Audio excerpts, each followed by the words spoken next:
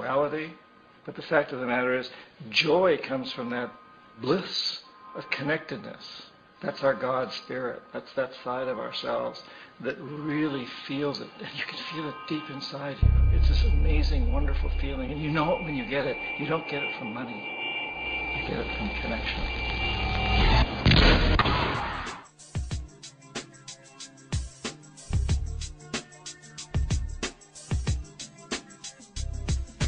Timing is everything. On September 29th, the United States stock market crashed, falling 777 points. Just in time for the fallout, a worldwide financial collapse, the movie Zeitgeist Addendum was released. The film, right on cue, explains the obvious, how a flawed financial system failed, and how it exploited the hard work, savings, and investments of all those that lost their money to this system. It simultaneously heaps the blame on free markets and religion, while calling for a global shift in consciousness. This new paradigm is, of course, an old paradigm. It's an open call for socialism. One need look no further than Karl Marx to see parallels between Zeitgeist Addendums linking a distaste for free markets and religion. This should set off some rather loud alarm bells in the midst of patriotic and freedom-loving Americans. Most of those that have been actively observing the global elite have likewise understood that a pre-planned financial crash has been in the works for some time. Nicolas Sarkozy, president of the European Union, says that he wants a new global economic system to rise out of the ashes of this crash, which, in his own words, is expressed as a new world order. Zeitgeist Addendum seems to further the cause of this new world order neo-socialist paradigm, with American politicians and representatives ignoring the masses and passing off the debt of banks onto the general public. One can see the seeds of a new world socialism emerging right here in America. It's no coincidence that just as the New World Order begins implementing Marxist thought in so-called free countries, Zeitgeist Addendum shows up to incite the masses in a global call for Marxism. If one should prefer to save 2 hours and skip watching Zeitgeist Addendum, its proposals are clearly spelled out in a relatively unknown book entitled The Externalization of the Hierarchy, written by Alice Bailey in 1934. Bailey claimed to have channeled an ascended master known as the Tibetan or Dijwa Kul, who supposedly penned the book through her. Bailey was also the founder of the Theosophical Lucifer Trust, later changed to Lucius Trust. Please note that the solution to the faltering global economy offered by Zeitgeist Addendum is the Venus Project. Venus, also known as the Morning Star, is synonymous with the term Lucifer. Some highlights from Bailey's The Externalization of the Hierarchy include the following. The problem of money will have to be faced. The problem of the distribution of wealth, whether natural or human, will need careful handling, and a compromise reached between those nations which possess unlimited resources and those who have few or none. The problem of the varying forms of national government must be faced with courage and insight.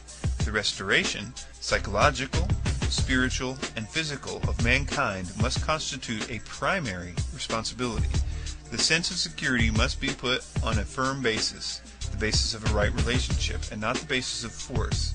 Men must feel secure because they are seeking to develop international goodwill. Bailey's externalization of the hierarchy also includes specifics as to the nature of the New World Order, and the following are just some of the links between Bailey's work and Zeitgeist Addendum. The New World Order will recognize that the produce of the world, the natural resources of the planet and its riches, belong to no one nation, but should be shared by all. There will be no nations under the category haves and others under the opposite category. A fair and properly organized distribution of wheat, the oil, and the mineral wealth of the world will be developed, based upon the needs of each nation, upon its own internal resources, and the requirements of its people. All this will be worked out in relation to the whole. The New World Order will be founded on the recognition that all men are equal in origin and goal, but that all are at different stages of evolutionary development, that personal integrity, intelligence, vision, and experience, plus a marked goodwill, should indicate leadership. The domination of the proletariat over the aristocracy and the bourgeoisie, as in Russia, or the domination of an entrenched aristocracy over the proletariat and middle classes, as has been until lately the case in Great Britain, must disappear.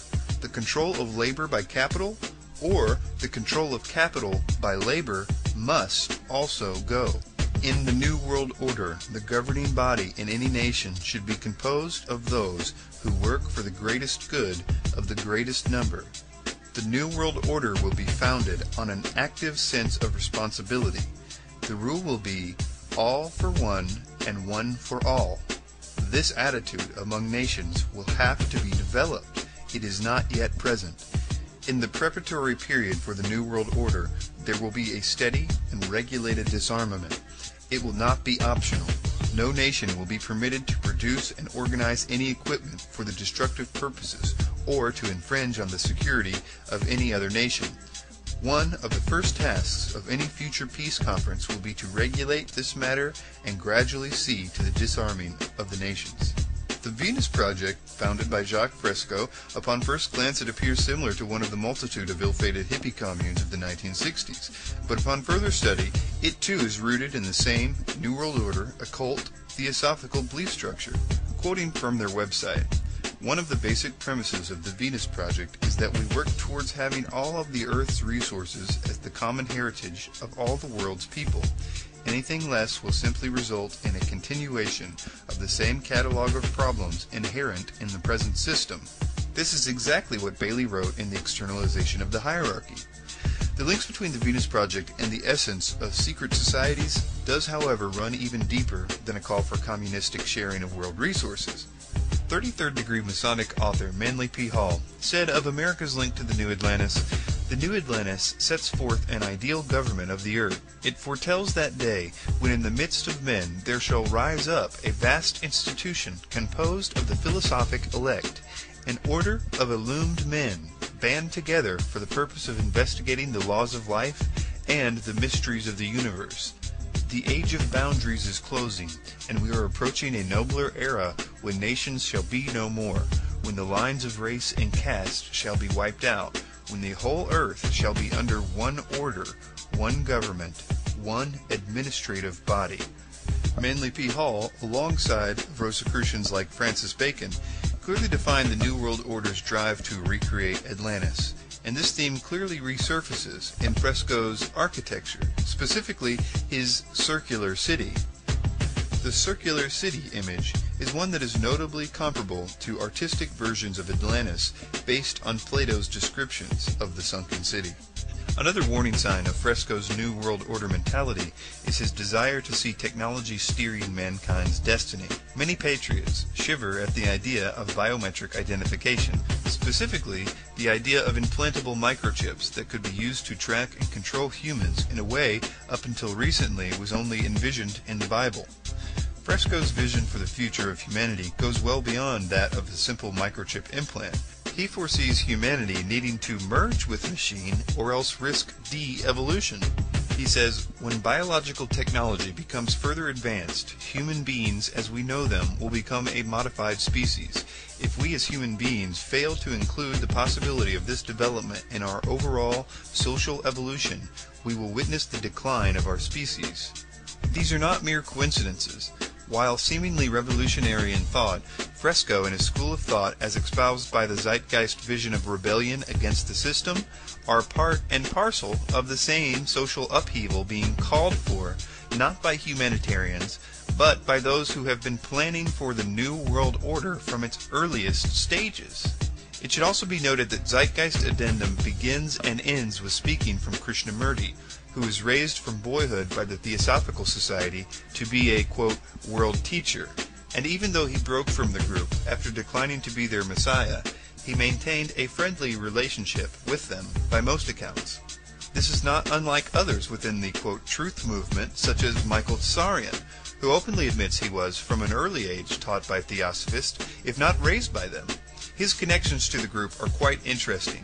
See the links in the description section of this video for information and references to